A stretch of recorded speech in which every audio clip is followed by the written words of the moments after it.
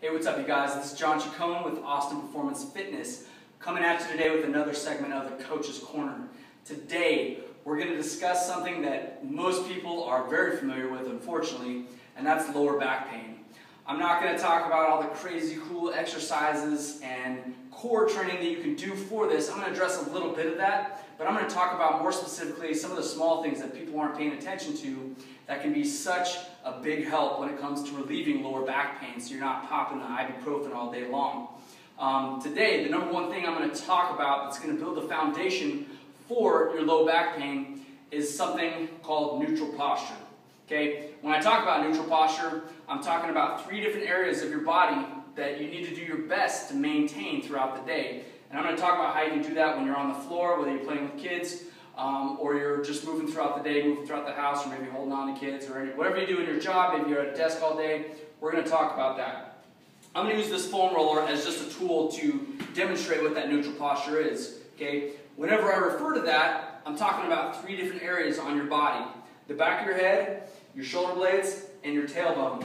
Whenever all 3 of those are in line, whether you're moving something, okay, whether you're picking up a kid, or whatever you're doing in your job, you're picking up a box of paper, you want to maintain those 3 areas together at all times. And I'm going to demonstrate that with this straight tool that we have as a foam roller. Whenever I have all 3 of these in line, whether I'm bending over to pick something up, picking something up off the ground, and I maintain these, not only is my body going to perform better, but I'm going to dramatically reduce my potential for injury. The reason being, one thing that a lot of people don't pay attention to when it comes to lower back pain is actually maintaining the posture from here up into the shoulders. Your upper back and your neck, the posture of those 2 areas in your body will heavily influence the posture of your low back. In other words, wherever your neck and your upper back go, that lower back's gonna follow through soon. Especially if you're on the ground for any long period of time and those shoulders are forward, guess what has to take the brunt of that work? It's that low back, that low spine is going to have to take the majority of that work. Okay? So the first thing that we're going to discuss, or that we just discussed, is that upper back and how important that posture is, maintaining those shoulder blades together and back. Okay? Something I like to use with a lot of my clients is talking about maintaining the cell phone posture. Okay? Whenever you're texting, we tend to be up in this area. Okay? Think about it that way. This is much better than crossing the arms. Okay? Crossing those arms is going to internally rotate those shoulders and put that upper back in a rounded position, which in turn, as we just discussed, is going to bring that lower back even more forward, okay? Simply because not only are we adjusting the rest of the spine, but we're also throwing a lot more weight in front of our bodies, okay? So that's first and foremost, maintaining those shoulder blades together, okay? Next, something I'm going to talk about is breathing. Breathing is one of those things that not a lot of people think about. Most of us, when we live stressful lives, I have 2 little girls at home, and I'm running a business, and I'm working out all the time, helping people. Whether you sit at a desk all day long, and I've had jobs like that, we tend to carry a lot of our stress up in our shoulders and up in our neck. Most of that tends to come from how we breathe. Not enough people know about this. I'm well aware that our lungs are right up in here, right where our rib cage is, but we tend to breathe using our chest muscles and our neck muscles a lot more than we should, especially when we get stressed out. That causes us to breathe very short, shallow breaths. 1, it's a very inefficient way to breathe, and number 2, it can actually cause you more stress. Okay? What I'm going to teach you how to do is breathe using your diaphragm, this great, powerful muscle we have at the base of our rib cage, right here. Okay? When you're breathing throughout the day and you're trying to maintain that posture, utilize this muscle to your advantage. Taking in nice, deep, what we call belly breaths, utilizing the diaphragm can actually help to strengthen your core and actually help to strengthen and serve as a stabilizing portion for that low back. And especially if you've got little kids screaming in your face, that'll help you calm down real quick. Okay? Something, unfortunately, I probably have to use quite a bit with my girls. But anyways, to make sure that you're calming down, you're not stressing out, but that you're also stabilizing that lower back.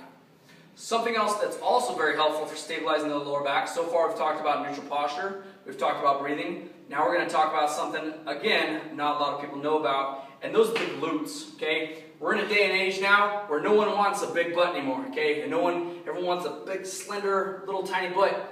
Problem is, our butt, having a really strong gluteus maximus, believe it or not, it's supposed to be the largest, most powerful muscle in our body, actually works very well as a lower back stabilizer. If you just stand up real tall right now, squeeze your glutes nice and tight, pin those butt cheeks together, you actually can't move your lower back very much at all, okay? So strengthening those glutes will help provide so much more stabilizing power when you're walking, when you're carrying heavy loads, whatever it is, or even when you're sitting down. Helping with that will do tremendous things. Some simple things you can do in the comfort of your home. You can be on the ground with something we call a glute bridge. You'd be flat on the ground, your feet are about shoulder width apart, about 1.5 feet from your butt. You're going to drive your heels into the ground, taking that belly breath we talked about. Drive the heels in, squeeze your butt until your torso is in line with your legs, making sure not to round your lower back, but keep everything nice and tight. And squeeze your glutes as tight as you can. Hold for a couple seconds, come back down. Okay? Doing about anywhere from 2 to 3 sets a day of anywhere from 8 to 15, even up to 20 reps is awesome. It can be something that to help to strengthen those glutes in so many ways. There's a bunch of different variations of these things that I can show you guys, but not enough that I want to take your time and put on this video. If you do have questions though, go ahead and send an email to info@atxpf.com or hit us up on our Facebook page. I'll be happy to answer any questions that you have. In addition to all this, be cognizant of how you move throughout the day and try to move more. I know that with our girls, we tend to be on the ground a lot, and I know my wife is as well. Make it a point to stand up. Whether you got to carry your kid or whatever you need to do, get up, move around, grab some coffee, get some water. Whatever it is you got to do, try to move more often. If you're on the ground, some helpful things, very simple, just the lotus position or legs being crossed. Having your hips externally rotated can actually help you to maintain that neutral spine. Another great one that my girls are a lot better at than I am is having the legs straight out and trying to maintain this posture. However, I'll show you guys a quick trick. My favorite position of all is actually having one leg externally rotated and one internally rotated. This actually helps me to lock everything in my spine. This is probably the easiest one that I find to keep my back nice and flat. The other way you can do it is you can flip sides, just like so, okay? Last thing I'll show you guys, whenever you're doing anything, you're messing around, you're in the crib, or you're changing diapers, try to bend at your hips, okay? Maintain that neutral posture we talked about at the beginning, as opposed to this. I know I was really guilty of that when I was sleep deprived and all that, had my kids first, and even when I was at my desk job, okay? Picking things up simple, or just brushing your teeth, or washing your hands. Try to bend more at your hips, and use less of that lower back rounded posture, okay?